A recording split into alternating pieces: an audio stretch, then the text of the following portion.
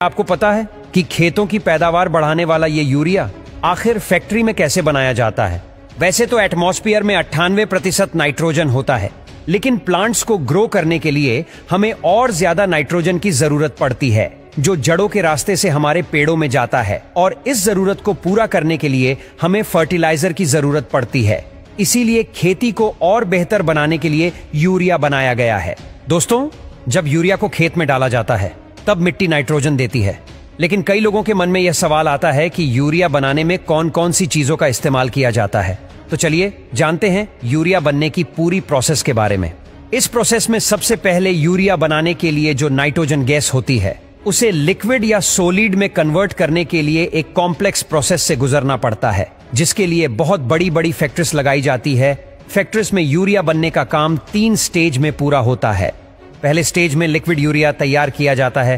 तो जैसा कि हमने आपको बताया कि यूरिया के अंदर नाइट्रोजन होता है और उस नाइट्रोजन गैस को एटमॉस्फेयर से जमीन के अंदर की नेचुरल गैस से निकाला जाता है। इसके बाद इस नाइट्रोजन गैस को हाइड्रोजन के साथ एक बड़े से सिंथेसाइजर में प्रोसेस कराकर अमोनिया बनाया जाता है। ये जो अमोनिया गैस हमें मिलती है उसको कार्बन डाइऑक्साइड गैस के साथ रिएक्ट करवाया जाता है। इस कार्बन डाइऑक्साइड गैस को भी नेचुरल गैस से ही लिया जा सकता है। अमोनिया और कार्बन डाइऑक्साइड की रिएक्शन से लिक्विड अमोनियम कार्बोमेट और बहुत ज्यादा हीट जनरेट होती है। इस हीट को भी आगे की प्रोसेस के लिए यूज कर लिया रहता है। यहां यूरिया बनाने का पहला स्टेज खत्म होता है। सेकेंड स्टेज में लिक्विड अमोनियम कार्बोमेट में और ज्यादा टेम्परेचर ऐड करते हैं ताकि उससे पानी को अलग कर दिया जाए। और आपने कभी देखा होगा कि यूरिया बहुत ही बारीक दाने जैसे होते हैं। और हाँ, आप सोच रहे होंगे कि इतने बड़े अमाउंट में इतने छोटे दाने कैसे बनाए जाते होंगे।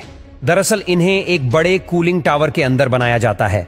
ज्यादातर टाइम ऐसा होता है कि ये बड़े बड़े टावर असल में चिमनी होते हैं, जिसकी मदद से गर्म गैस ठंडी होकर एटमॉस्फेयर में छोड़ी जाती है।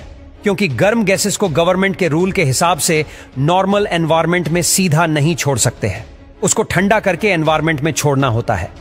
तो सेम प्रोसेस के लिए लंबी लंबी चिमनियां लगाई जाती है ताकि ऊपर जाते वक्त वेपर ठंडी होकर बाहर निकले। अब एक बड़े से प्लेट की सहायता से इन सारे बॉल्स को इकट्ठा किया जाता है और एक कन्वेयर के ऊपर से पास किया जाता है।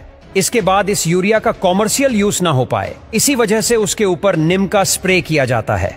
तो इससे 2 फायदे होते हैं। एक तो निम के स्प्रे के बाद यूरिया को दूसरे किसी प्रोसेस में यूज नहीं कर सकते, और दूसरा, निम अगर जमीन के अंदर जाता है तो जो भी खतरनाक बैक्टीरिया होते हैं जो प्लांट को खराब कर सकते हैं वो प्लांट के पास नहीं आते। इसी वजह से यूरिया के दाने पर निम का स्प्रे कर दिया जाता है और फिर 5 किलो का वजन करके यूरिया को पैक करके मार्केट में पहुंचा दिया जाता है।